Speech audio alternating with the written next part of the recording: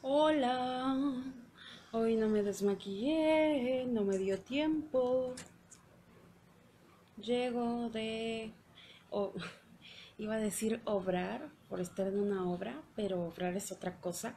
No me hagan mucho caso, ya están aquí en Historias Locas con Cassandra. Hola a todos los que me vean adelante, que se unan, a los que poco a poco se vayan enterando, a los que me vean después, a todos los que no me vean, saludo mundial.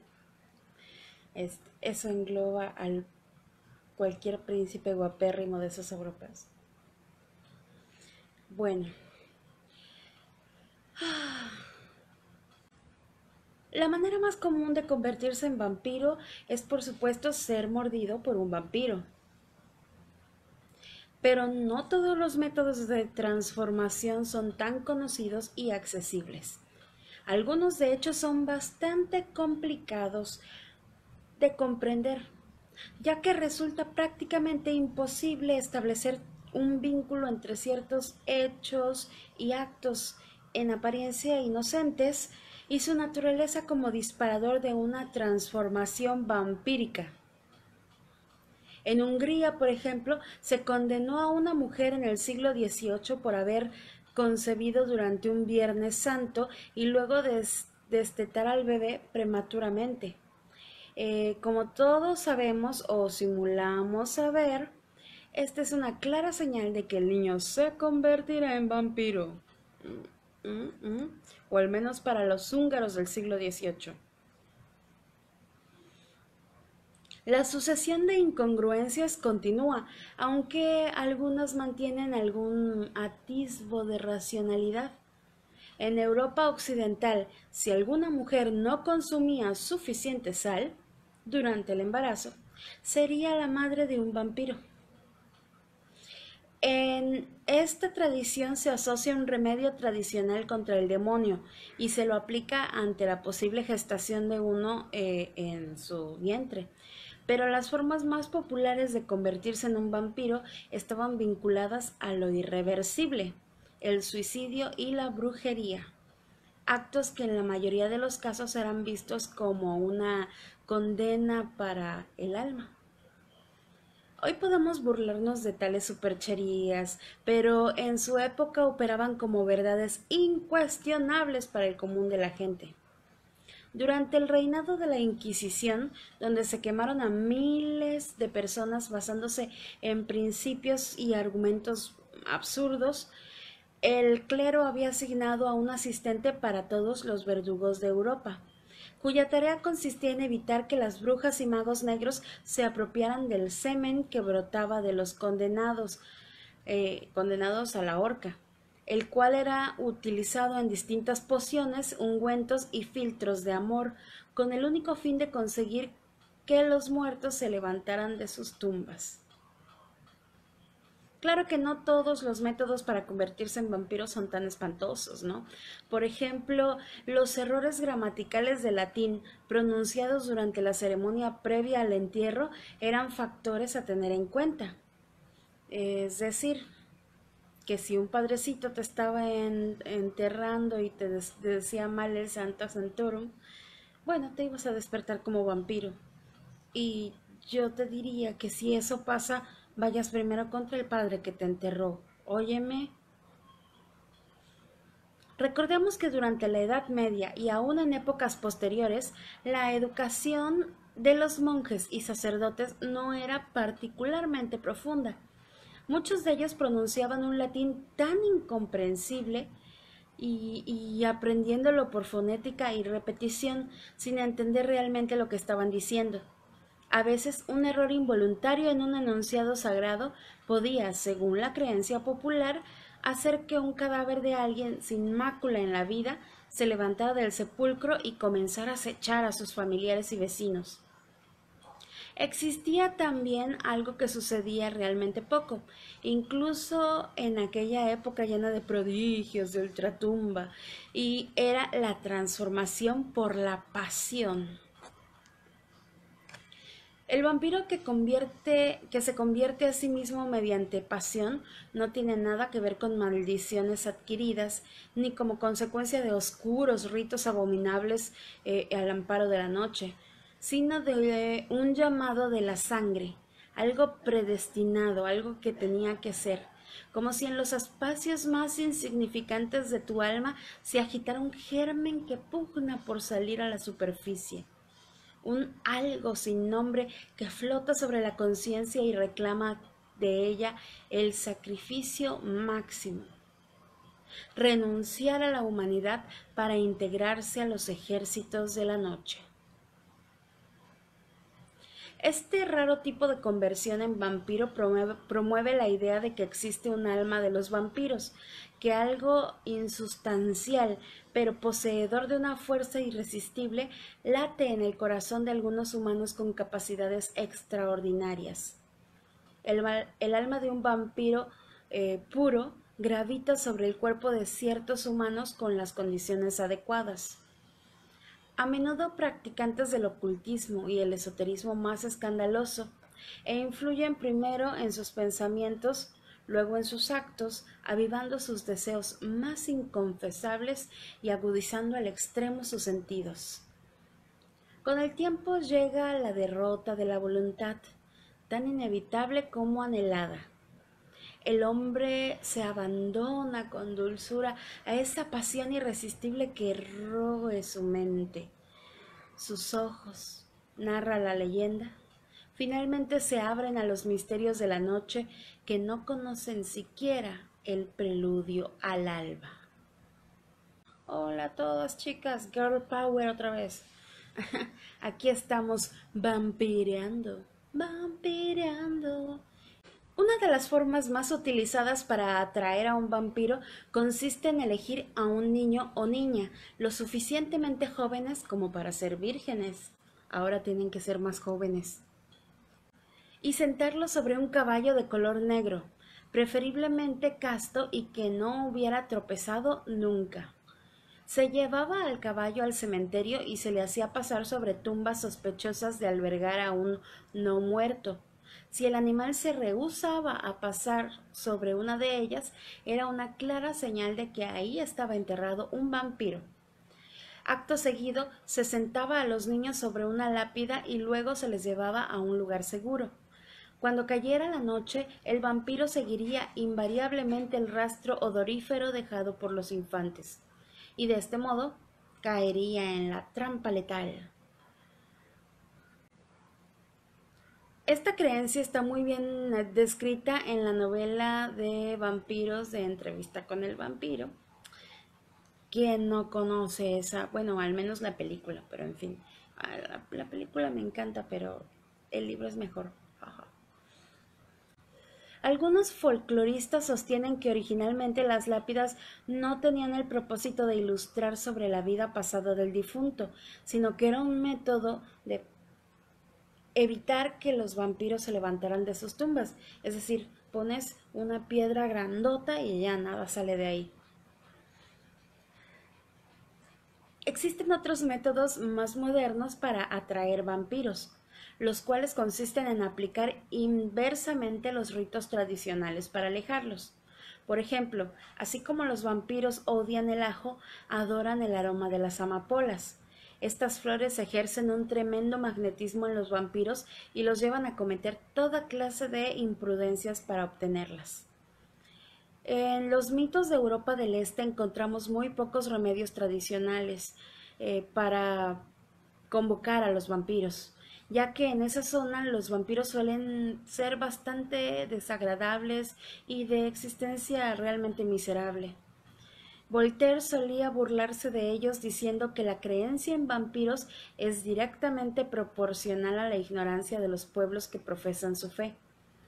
Pero en la iluminada cultura de la Europa de Voltaire también se agitaba el germen vampirístico, el cual de hecho adquirió muchas formas. Las leyendas fueron ganando en sutilezas, en pequeñas contradicciones y desarreglos que aumentaron lentamente la creencia en vampiros. se empezó a considerar que los vampiros pueden ingresar en una habitación solo cuando la víctima los invitaba. Veamos algunas formas en las que un vampiro puede presentarse en el lecho de una dama. No era necesaria la ausencia de objetos religiosos. Los vampiros no le temen a ningún símbolo sagrado en presencia de personas frívolas. Solo los aborrecen cuando las cruces o relicarios operan como catalizadores en manos de hombres con fe. Las rosas, en cambio, producen en los vampiros un fuerte rechazo, especialmente las blancas. Tampoco es recomendable tener un recipiente con agua en la habitación, particularmente cerca de tu cama, ya que los vampiros no pueden cruzar ningún límite marcado con agua. Esto funciona, dentro de la leyenda, claro, tanto para ríos como para un simple vaso de agua. Es importante destacar que una vez que el vampiro se ha hecho presente, tanto la ignota dama como él son igualmente responsables por el bienestar del otro. Me explico. Así como el vampiro necesita una invitación para entrar a la casa, también requiere autorización para abandonarla, motivo por el cual los vampiros suelen alimentarse visitando el cuarto de sus amantes, pero jamás les dan muerte dentro de aquellos límites, ya que sin la autorización de la víctima, el vampiro no podría abandonar el lugar. Es así que la mujer y el vampiro deben complementarse. Hombre, mujer, mujer y hombre de la misma manera, de forma contraria. No, no es cierto. Lo siento, no pude evitarlo. Ay. Es así que la mujer y el vampiro deben complementarse. Él leerá sus deseos más recónditos, incluso de los que ella no es enteramente consciente, y saciará todos sus apetitos a medida que bebe su sangre. Ella le ofrecerá el cáliz de su cuello, se irá diluyendo entre sus abrazos, pero el placer será apenas una anticipación, un preludio jamás terminará de consumarse. Y cuando la sombra del vampiro abandone la habitación, la desconocida dama creerá haber tenido un sueño espantoso. Sentirá sobre sus labios los ecos de un beso frío, helado como la tumba. Su cuerpo temblará, sus dedos recordarán la textura etérea de un cuerpo lívido que se niega a permanecer en la memoria. Nadie que haya sido mordido por un vampiro recordará plenamente la experiencia, y mucho menos el rostro de su siniestro visitante. La noche será como una pesadilla agitándose en un rincón inaccesible de la mente. ¿Sucedió aquello? ¿Fue un sueño? Es una pregunta razonable. Podemos imaginar a esta mujer hipotética luchando por conciliar el sueño con la mente atribulada por dudas y un horror que se resiste a ser evaluado con lógica. La habitación parece cerrarse sobre ella, con sus paredes ensombrecidas y las cortinas ondulando suavemente con la brisa nocturna. Y en el preludio del sueño, donde la conciencia se abre paso a lo imposible, tal vez la veamos estirar sus dedos temblorosos para verificar la lubricidad de su sexo envuelto en tinieblas, intentando recordar en vano un momento que quizás nunca tuvo lugar. Entonces verá, sobre la blanca palidez de las sábanas, una diminuta perla púrpura, la joya roja de sus venas, y ya no habrá más incertidumbre. ¡Pam, pam, pam, pam! Vampiros exploradores. Hola. ¿Quién llegó? Aquí andamos esta vez en oscuro style porque pues, todo está más oscuro que de costumbre. Jajaja. Sí, pues estamos leyendo sobre vampiros mañosos. ¿Te gustan los vampiros mañosos? Siempre son interesantes los vampiros mañosos. Alrededor del mundo, las historias sobre ángeles caídos son incontables, pero esta es una de aquellas que son reales y me tocó vivirla. ¿Quién soy? Mi nombre es Cornell, y aunque no lo crean, soy un vampiro nacido hace 600 años y engendrado por mi amo, en Venecia. Muchos creen que la maldición del vampirismo es lo peor que existe en el mundo. Tal vez tengan razón, pero de ese modo no quiero iniciar la historia.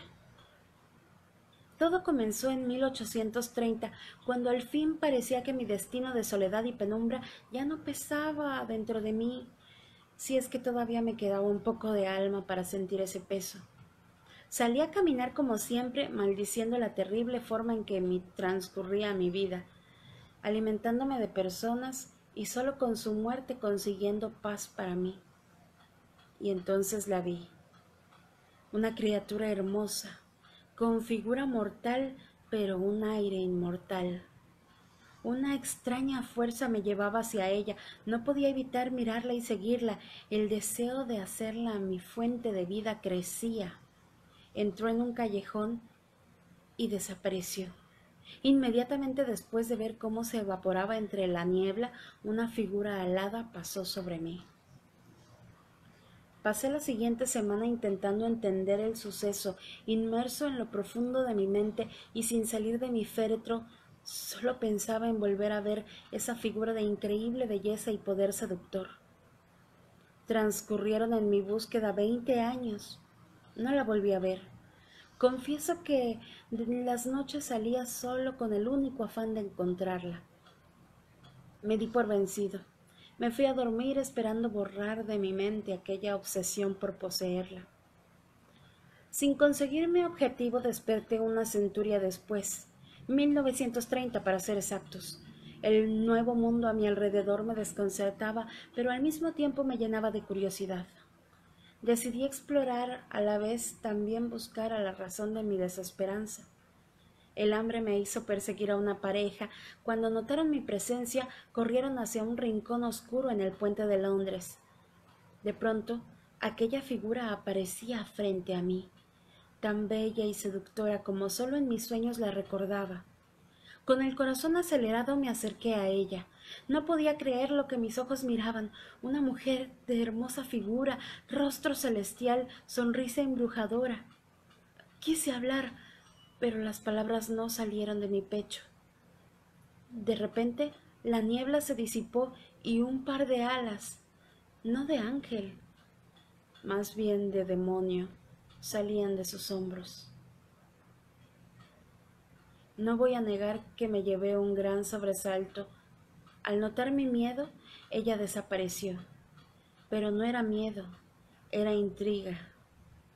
Qué interesante es que después de 200 años, un vampiro aún pueda intrigarse. Ah, ¿verdad? Y si nos vamos a algo como más moderno, ¿sabían que el año pasado, en octubre también, hacia finales de octubre me parece, en, ay, déjenme busco, ya, en Malawi lincharon a gente que señalaban los otros que eran vampiros, así, tal cual, iban y los mataban. Acabaron linchando a 9 personas. ¿Por qué? Porque otros habían dicho que ellos eran los vampiros culpables de tal o cual cosa. Y al final la policía encontró que ninguno de los que habían muerto eran culpables de lo que decían. Cosas que pasan porque este mundo está loco. No, y cuando la gente se pone así de vamos a matarlos y se enfurecen, no hay forma de pararlos. Esas turbas enardecidas están muy cabronas. Por cierto, también si quieren visitar la localidad de El Vampiro, está cerca de Concepción y es un municipio de Papantla. Uy. Encontré una pequeña entrevista porque hay vampiros entre nosotros, los hay, yo los conozco. Muchos son simplemente gente que está clavadita con ciertos juegos de roles. Yo soy forever toreador. Sí, el arte es mi vida. Pero bueno, eh, entonces hay gente que de hecho ha probado sangre, ¿no?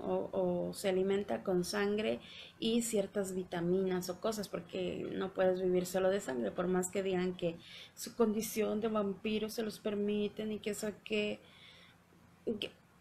hay gente que dice que puede vivir tomando solamente agua y es mentira, porque agua y tienen que tomarse una pastillita o alguna hierbita o alguna chingadera. Pero bueno, eh, es una pequeña entrevista, se las leo. Hola Pixie, ¿cómo es tu estilo de vida vampírico? Tengo dos estilos de alimentación. Primero que nada, soy un vampiro de energía. Me alimento de los excesos a mi alrededor. En general, si me alimento de un grupo pequeño de personas en vez de uno grande, las víctimas se aletargan. Según mi experiencia, si me alimento demasiado de una sola persona, es posible que se deprima. Pero por eso, siempre hay que tener cuidado de no tomar mucho de una sola persona. El segundo estilo es el más común, el estilo sanguinario. Tomo sangre. Usualmente los vampiros solo tienen una forma de alimentarse y si no lo hacen se vuelven lánguidos, flojos, hasta dejan de moverse. Por suerte yo tengo dos maneras de alimentarme, no una, sino dos para evitar que pase eso. Es difícil encontrar una víctima voluntaria. Aunque odio decir víctima, prefiero decir súbdito. Y de todas formas, es difícil conseguir un súbdito que deje que te alimentes de su sangre y que esté dispuesto a hacerse análisis para comprobar que todo esté en orden. ¿Se nota cuando no te has alimentado? Sí, mucho. Es como si una persona normal no comiera durante 2 días. ¿Cómo descubriste que eres vampiro? Todos los vampiros tienen algo en común, el despertar, pero es muy diferente a lo que te retrata la ficción. El mío fue cuando tenía 5 años de edad. Desperté frente al refrigerador con un paquete roto de carne cruda llena de sangre. Dejó una gran impresión en mí. Antes de ese día no sabía nada de vampirismo. ¿Cómo entraste a la comunidad vampírica? Crecí en la era digital. Me puse a investigar en la computadora y descubrí que había otras personas con el mismo problema. Al principio me resistí a llamarle vampirismo. Tenía miedo de lo que fueran a pensar los demás. Estás confundido o estás viviendo una fantasía. Gracias a internet pude encontrar personas que experimentaron casi lo mismo que yo. ¿Podrías hablarme sobre el proceso para encontrar un donador y para obtener su sangre? ¿Cómo es el protocolo? A muchos les cuesta trabajo encontrar donadores por, ya sabes, el escepticismo que existe. Lo mejor es buscarlos en internet. Descubrí que hay mucha gente dispuesta a donar, aunque sin someterse a pruebas de ETS para demostrar que su sangre es saludable. Hay varios métodos para obtener sangre. Algunos prefieren un escalpelo quirúrgico porque es más fácil y corren menos riesgos. Otros prefieren métodos más oscuros por falta de dinero. Otros compran lancetas como las que usan los diabéticos. Si no hay sangre humana disponible, ¿te puedes alimentar con tu propia sangre? No, no, no. Nunca debes alimentarte de tu propia sangre. Es la regla más importante. Hace mucho daño. Tomar de algo que no tienes, tomar más de lo que menos tienes, puede causar un daño serio a tu cuerpo. No es bueno. Entonces, ¿con qué te alimentas si no es con sangre? Con el cosmos. Me la paso estudiando metafísica del universo y física teórica sobre cómo funciona el universo. De eso me alimento. Es una forma diferente de energía. Tiene vibraciones altas y te mantiene por más tiempo. Pero tengo que limitarme. No puedo alimentarme de una sola persona. Se enfermaría. ¿La energía de la gente afecta la calidad de su sangre? La calidad de la energía influye en muchas otras cosas. Por ejemplo, los sentimientos. En general, si la persona se siente negativa o se cree mucho o algo así, su energía tiende a ser muy confusa y a veces no es del color que debería ser. La energía confusa se ve como verde o amarilla y muchos humanos la tienen porque es característico de su naturaleza. Quieren esto, quieren aquello y a veces quieren todo. Y ahí se acaba. ¿Qué dice? Escucho a Queen de Daria por tu voz. Sí, se me ocurrió hacerle esa voz. No es una vampira mamona, pero así hice mi personaje. ¡Guau! ¡Qué puta vampira tan mamona! Bueno, eso es lo que no creo que sea. De hecho, se ve más bien dark, sí, pero, pero no tan darks como para comer murciélagos. Yo soy darks. Para no dejar de lado a los vampiros nacionales, les voy a decir. Durante los 43 años de carrera profesional del doctor Hugo Nutini, qué apellido, investigador de la Universidad de Pittsburgh, realizados en México, más de 12 años han sido de trabajo de campo en el estado de Tlaxcala. La historia de la Tlahuelpuchi causa escalofrío entre los habitantes mayores del área rural de Tlaxcala al recordarla. Y es que apenas hace algunas décadas varios niños perecían después de haber sido chupados por este singular personaje que fue evocado por el doctor Hugo Nutini en su ponencia La chupada de bruja en Tlaxcala, en el marco del diplomado La brujería, salud y enfermedad, nuevas perspectivas teóricas. Voy a hacer una pausa porque ese nombre de ponencia, La chupada de bruja, ¿a poco no les da para pensar mucho? Bueno, ya. La necesidad de dar explicación a la muerte ha originado miles de estudios, teorías y también de leyendas. Una de estas es la que recorre los poblados de Tlaxcala. Se dice que las tlahuelpuchis son aquellas mujeres que chupan la sangre a los bebés. Estos individuos tienen el poder sobrenatural de transformarse en animales, principalmente en aves, y dentro de esta especie el guajolote es el más común. Entre las características que las personas de los pueblos han dado a las tlahuelpuchis es que éstas se convierten en la primera menstruación de la joven y de ahí en adelante tendrán la necesidad de chupar sangre de 2 a 4 veces al mes. La única manera de hacer que no haga daño es matándola.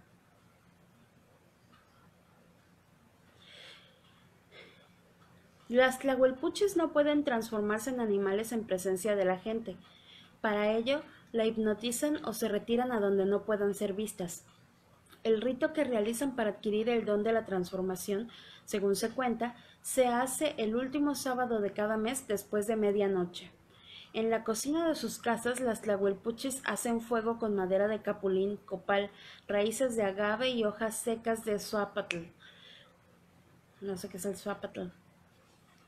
Cuando el fuego está ardiendo, la mujer camina sobre el tlecuil 3 veces de norte a sur y de este a oeste. Después se sienta sobre el fuego mirando al norte y sus piernas y pies se separan del resto del cuerpo. Toda ella es transformada en perro y coloca las piernas y sus pies sobre el tlecuil en forma de cruz. Este rito mensual se puede considerar como la recarga de baterías sobrenaturales que les permite por un mes transformarse de mujer en animal. Otro de los rasgos que distinguen a estas personas, según relatos del investigador, es la luminosidad por la que se hacen acompañar, como si una bola de fuego rodara con ellas, además de un tenue olor a sangre. La creencia es que el deseo de las tlahuelpuchis por chupar sangre aumenta con el tiempo frío y lluvioso. Los bebés que prefieren estas mujeres tienen entre 3 y 10 meses de edad, pues se cree que es la sangre de mejor gusto y la más fortificante. La mayoría de las chupadas ocurren entre la medianoche y las 4 de la mañana. If you know what I mean. Ay, qué mensa soy. Bueno, ya. En este horario se dice que las tlahuelpuchis merodean en busca de víctimas. Al acercarse a las casas se convierten en guajolote o insecto y el siguiente paso es hipnotizar a los habitantes de la casa con su vaho. Una vez que todos duermen, la tlahuelpuchi vuelve a adquirir forma humana, chupa al niño y sale de su casa dejando la puerta abierta o entreabierta. Las marcas que se observan en los pequeños moretones y ronchas en el pecho y a veces en la espalda y cerca del cuello, además de un tenue o en ocasiones intenso color azulino o purpuriento en la cara o el cuello del niño, son lo que refrenda que esto ocurrió.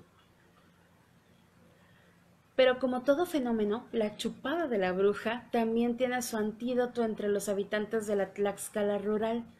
Los métodos que se utilizan para proteger a los bebés son un pedazo de metal brillante, un cuchillo o una caja de agujas o alfileres debajo de la cuna o cerca del petate donde duerme, unas tijeras abiertas, una cruz hecha con monedas en la cabecera de la cuna, un espejo o una cubeta de agua cerca de la puerta o cerca de donde duerme el niño, pero lo más efectivo, según creencias, son dientes de ajo envueltos en una tortilla y colocados en el pecho del bebé, o varios pedazos de cebolla regados en su cuneta.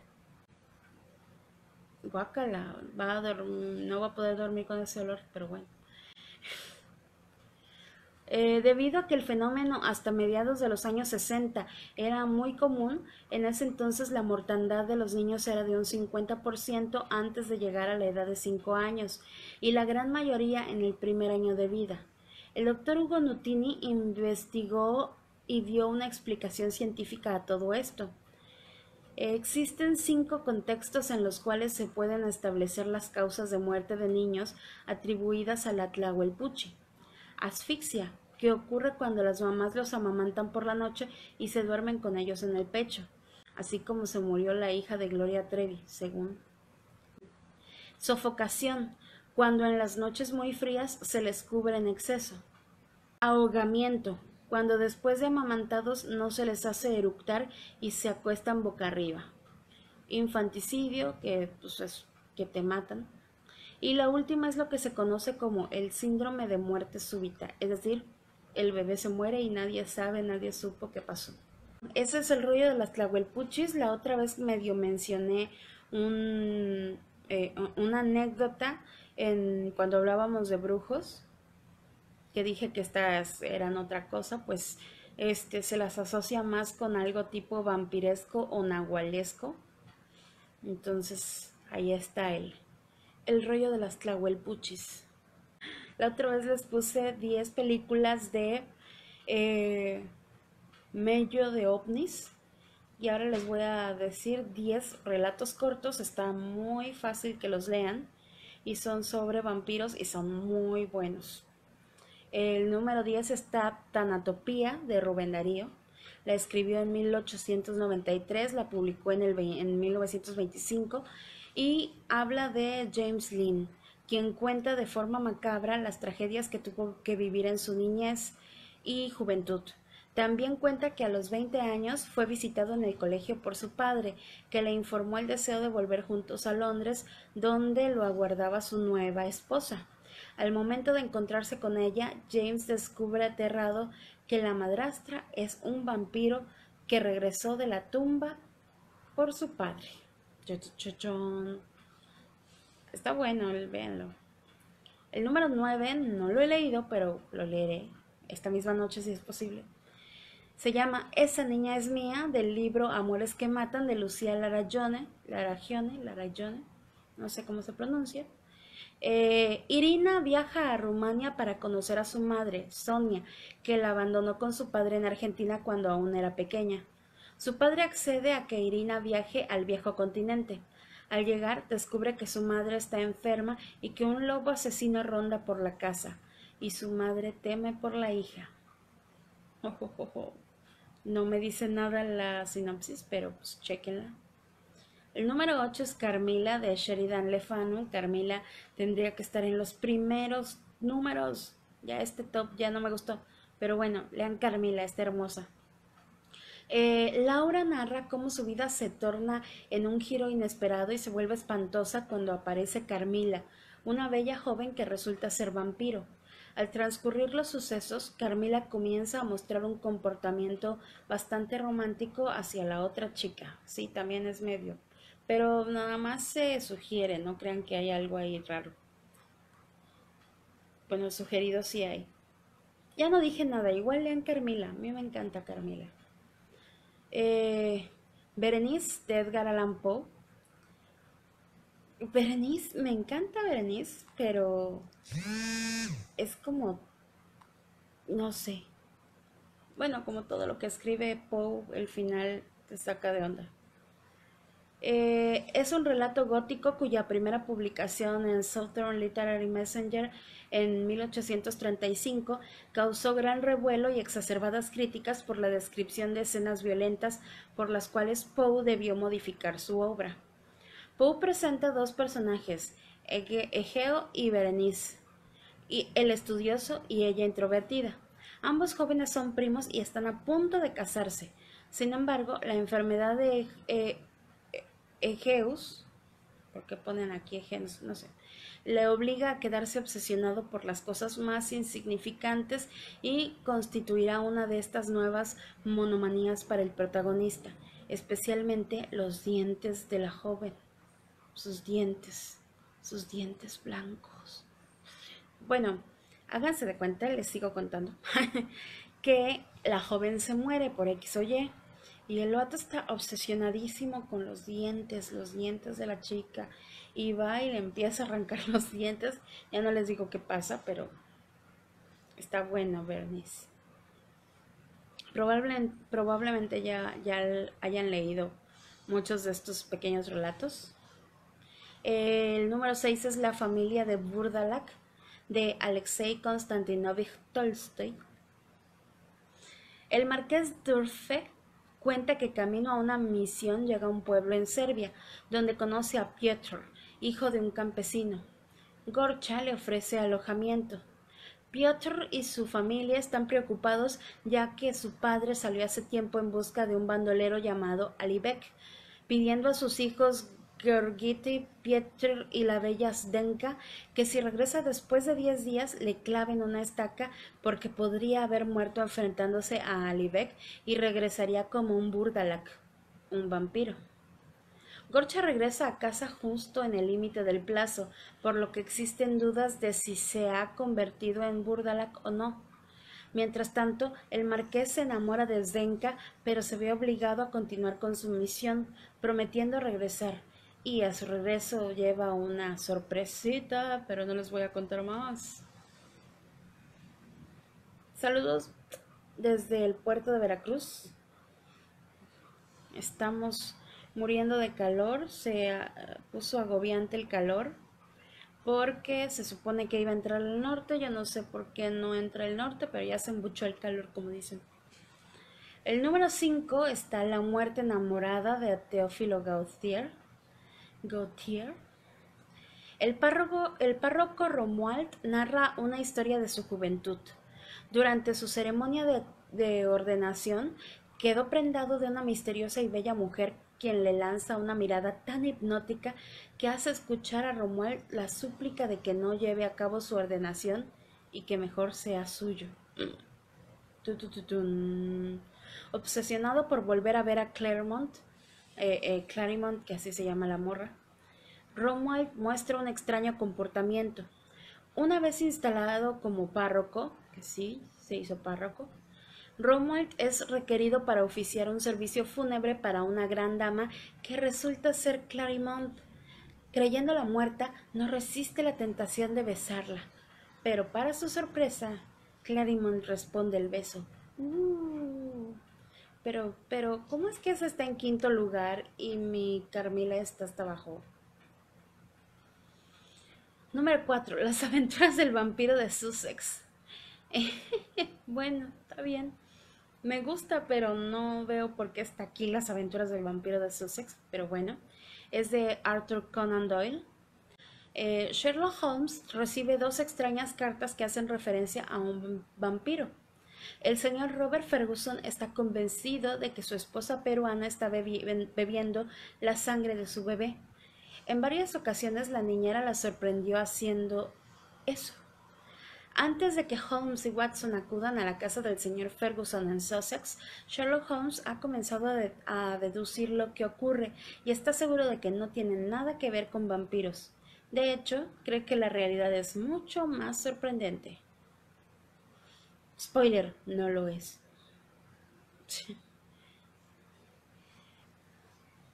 Le da el toque. Yo te maquillo, ven a Jalapita. Pues sí, pero para ir a Jalapita se necesita la anita, que yo no tengo mamita. La ya, ¿qué pedo conmigo? El número 3 es El vampiro de Horacio Quiroga. Quiroga es buenísimo. Guillermo Grant estudiaba la naturaleza de los misteriosos rayos N. Así fue contactado por Guillén de Orsúa y Rosales, que estaba interesado en su trabajo y lo invita a cenar a su casa. Al llegar, Grant se sorprende al ser recibido por el espectro traslúcido de una actriz que le da la bienvenida. Guillén le cuenta a Grant que el celuloide puede absorber determinadas semblanzas de vida y que bajo la influencia de los rayos N, estas pueden ser reproducidas de la forma que él acaba de ver. Guillermo Grant se siente fascinado, pero también horrorizado por lo que acaba de contemplar y avisa a Guillén del peligro de tener a semejante criatura por ahí. En el número 2 está El invitado de Drácula de Bram Stoker.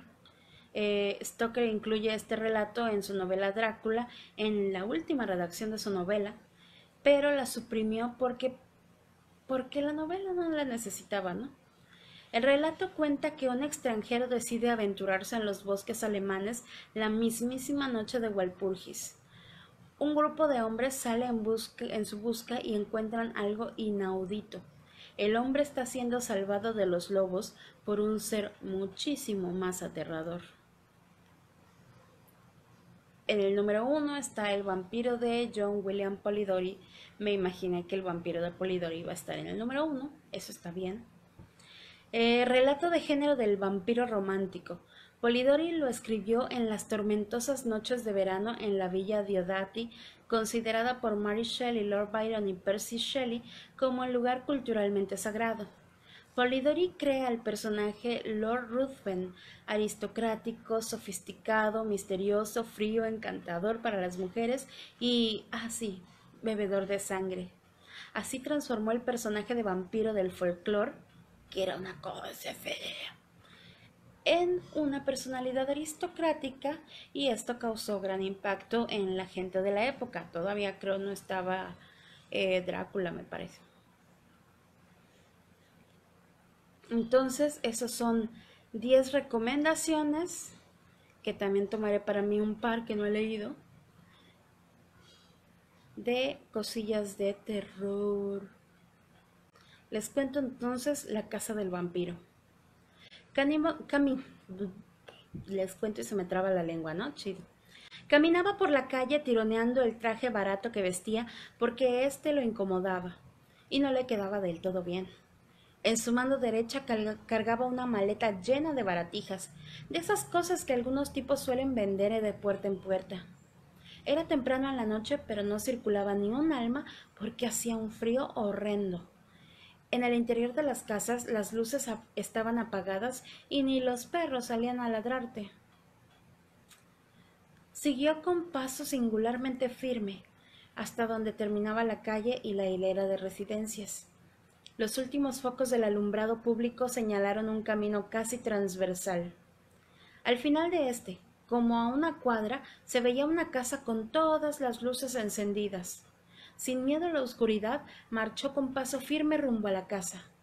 Cuando se acercó, vio su antigua fachada. Era un caserón muy, muy viejo. Algunas enredaderas trepaban por las paredes grises como queriendo alcanzar la altura en donde reinaban los vigilantes, que eran unas horribles gárgolas de piedra que miraban hacia abajo. Las ventanas estaban parcialmente cubiertas por cortinas negras, pero que eran delgadas, y frente a una de esas se vio cruzar una sombra. El vendedor no se impresionó con esa aparición repentina y golpeó varias veces la puerta. Esta se abrió de golpe y en el umbral apareció un viejo con cara de pocos amigos. Con una mirada inquisitiva lo observó de pies a cabeza y después espió hacia el sendero para ver si iba solo. ¿Qué quiere?, preguntó el viejo con una voz grave y profunda. Estoy vendiendo algunas cosas que pueden interesarle, señor, dijo el hombre mientras mostraba la maleta y exhibía su mejor sonrisa. Está bien, pase. Aquí afuera hace un frío endemoniado. El viejo caminó al centro de la habitación y lo invitó también con un gesto en la mano. En la sala había una mesa rodeada de sillas. El hombre con la maleta cerró la puerta y lo siguió. El viejo se sentó y cuando fue a invitar al hombre a tomar asiento, descubrió sorprendido que éste había desaparecido. Comenzó a asustarse y cuando estaba recorriendo la habitación con la mirada, unas manos poderosas y frías sujetaron sus hombros por detrás y una boca espantosa se cerró sobre su cuello. Después de alimentarse de forma algo repulsiva, el vampiro se quitó el traje que había tomado del vendedor ambulante que fue su primera víctima de la noche. Más tarde, vestido con una bata que encontró en ese ropero, revisó toda la casa y luego subió al techo, desde donde se divisaban las residencias cercanas. Entonces sonrió de forma maligna. Ahora esa casa tenía un nuevo dueño. Pam, pam, pam. ¿Se dan cuenta? Por ejemplo, hay algunas leyendas que dicen que el vampiro necesita forzosamente que alguien lo invite a entrar y a salir, que son las más antiguas. Y conforme va viniéndose más hacia nuestros tiempos, ya nada más necesitas invitar a entrar al vampiro, ya luego lo que él haga es muy su pedo, ¿no? Está como interesante todo este folclore, también los métodos de evitar a un vampiro que son lo contrario de lo que vimos en el relato de cómo atraer a un vampiro, ¿no? Tener agua, ajos, cebolla, me imagino que los olores muy fuertes se refiere a eso, que los repelen, cositas así, ¿no?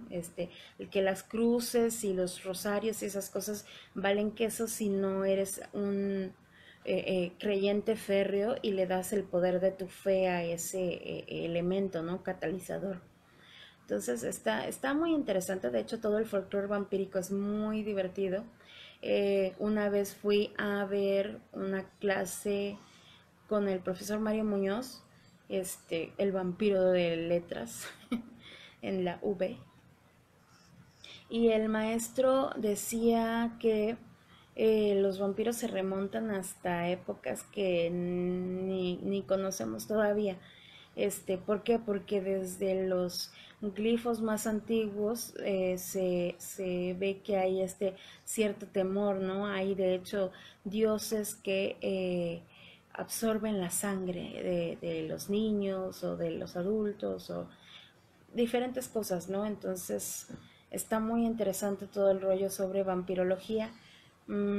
Está muy interesante si quieren jugar rol, jueguen Vampiro la Mascarada y me hablan. Y bueno, ahora sí me voy a despedir porque ya es muy noche y tengo que desmaquillarme y dormir. No creo que duerma, pero sí tengo que desmaquillarme. Entonces, chicos del coro, me voy a despedir. Yo soy Cassie, live long and prosper y